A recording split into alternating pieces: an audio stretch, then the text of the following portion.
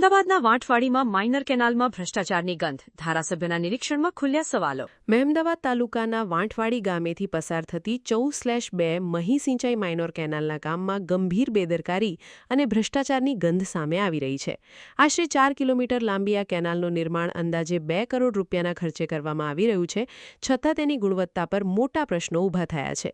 મહેમદાવાદ તાલુકાના દેવકી વણસોલથી વાંટવાડી તરફની માઇનર કેનાલના કામમાં ખૂબ જ મોટો ભ્રષ્ટાચાર કરવામાં આવી રહ્યો હોવાની તેમજ એકદમ હલકી ગુણવત્તાવાળા મટીરીયલમાંથી કેનાલનું કામ કરવામાં આવી રહ્યું હોવાની સ્થાનિક ખેડૂતો અને ગ્રામજનોની વારંવારની ફરિયાદોને ધ્યાને લઈને મહેમદાવાદના ધારાસભ્ય અને માજી મંત્રી અર્જુનસિંહ ચૌહાણ સ્થળ નિરીક્ષણ માટે પહોંચ્યા હતા.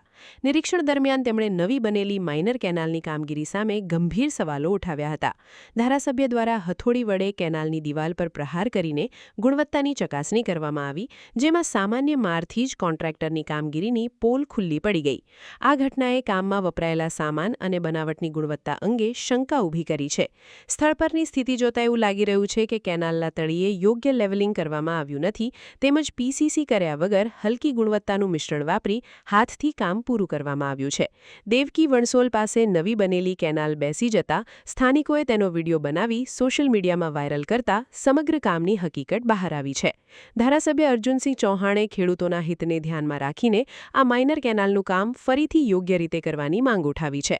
સ્થાનિકોમાં પણ આ મુદ્દે રોષ વ્યાપી રહ્યો છે અને જવાબદાર અધિકારીઓ તથા કોન્ટ્રાક્ટર સામે કડક કાર્યવાહી કરવાની માંગ ઉઠી રહી છે. સમાચારની અવનવી અપડેટ જોતા રહો નિખરતા ગુજરાત ન્યૂઝ સાથે. નિખરતા ગુજરાત ન્યૂઝને લાઇક, શેર, સબસ્ક્રાઇબ કરો અને બેલ આઇકન દબાવીને સમાચારની ઝડપી માહિતી મેળવો.